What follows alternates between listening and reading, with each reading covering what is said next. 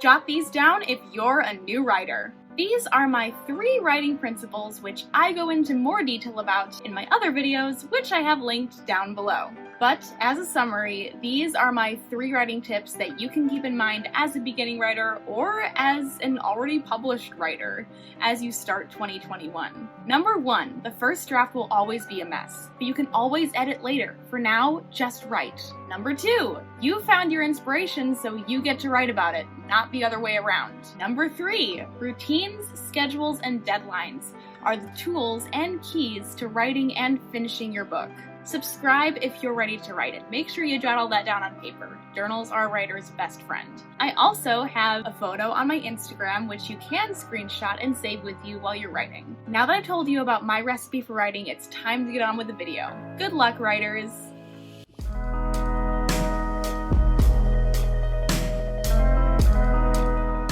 Hello there! Welcome back to my channel. You may call me Miss Introvert, and today we're going to be talking about imposter syndrome. A lot of people have it. Writers have it. I have it. And if you're watching this video, then you probably have it, or you're just wondering what it is.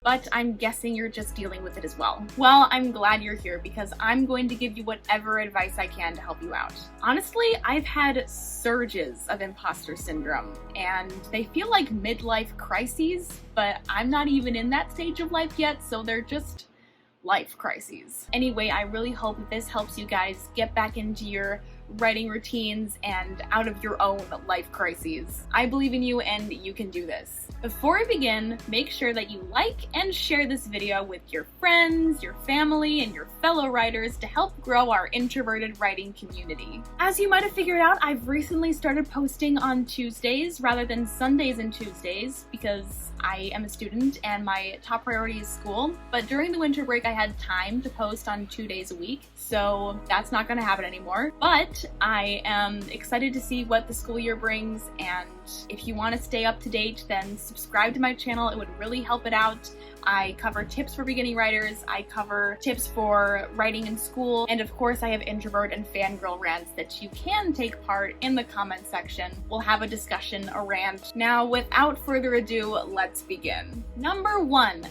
What is imposter syndrome? Imposter syndrome basically means you think you're a fraud, if we're putting it in the bluntest terms. But going into more detail, it's when someone doubts their talents or accomplishments and basically thinks that everything they're doing is fake. There's an internalized fear, sometimes an irrational fear, that they're going to be exposed for who they really are, which is whatever or whoever that individual thinks that may be. It's also sometimes referred to as imposterism, or the imposter phenomenon, or fraud syndrome. It can be caused by different situations in which someone thinks that they are unequipped, unskilled, or even inadequate to perform a simple task or something that they're really good at. And it can even happen to people who don't normally experience a lot of anxiety. But in these experiences, their anxiety becomes heightened and they just have the feeling that they're a fraud. So if you think that you're doing something invaluable, but you're also making it look easy, then you might be experiencing imposter syndrome. If you feel like you're not cut out for something that you're usually good at, then this also can lead to imposter syndrome. Yeah, it doesn't sound fun, and it isn't fun. I can even use myself as an example. Now, I write all the time. I try to write every day for an hour a day, though with the school year, it is sometimes kind of hard to pull that off. But I have been writing for over 10 years, and I haven't lost my love of writing, and even though I may be young, it's still something that I love to do. Granted, I've only recently been published as a poet, but that doesn't mean that— oh my gosh, am I defending myself? Am I a fraud? Dude. Anyway, when I started freelance writing a couple months ago, every time I would get like a request from a client to write or edit something for them, I would start getting so much anxiety about it. And my head would literally go to the worst case scenario where I'm exposed as a fraud, the writer that I'm not, and I end up stuck with a new identity to take on, which never happened. Now, I usually have anxiety about a lot of situations, and my head usually goes to the worst case scenario, which I should probably stop doing. So it's only right that imposter syndrome comes to make me question my entire existence, right? Right. But I wrote and edited for a number of clients and helped them out with their projects like I always do and have done and probably will do, and everything's turned out fine. I have yet to be exposed for not being a writer, although it still bugs me tremendously. Let me know in the comment section if you've ever felt this way before. Number 2, how to fight imposter syndrome. So how do you overcome imposter syndrome? First, you have to be honest with yourself. You feel like a fraud as you write your book. You feel like an imposter. You feel like, why should I be writing this book? And you start to question and doubt yourself. It's totally fine and valid for us to feel this way because as human beings, it's normal for us to question what we know. So the fact that you're questioning yourself also helps you improve what you don't know, and you get to give yourself a pat on the back for the things that you already do know and are doing so well at. And if you feel like an imposter and there's more negative stuff going on in your mind than positive stuff, remember that this is only a feeling and that you're just feeling this way because of doubt, whatever else is going on in your life that's allowing you to think this way. And it could be any number of things.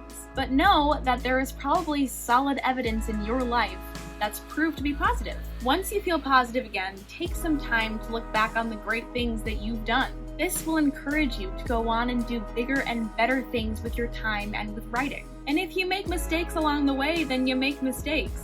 Just let it go, shake it off, and do whatever you do best. Besides, if you fail at something, you're only going to learn how to improve yourself and improve your craft, and then you'll be an even better writer than you are now. If you do start comparing yourself to other works, written or otherwise, then stop doing that right now. I know it's hard, but you're not going to get anywhere if you negatively assume that people are better than you. Yes, it's important to have competition, and there are going to be people who are farther along than you in their writing journey. You might lose this round, but that doesn't mean you can't learn from all the brilliant people around you. Learn their research methods, learn their habits of reading and writing, and develop your own sweet spot in your routine to develop your own habits. Always remember to write consistently and make some goals and deadlines for yourself. Motivation is fleeting, but habits make for a firm foundation. More on that kind of writing lifestyle in one of my newest videos. Click the link to check it out. Number 3, how to stay away from imposter syndrome. Take some time to visualize yourself making good writing habits and writing as much as you can.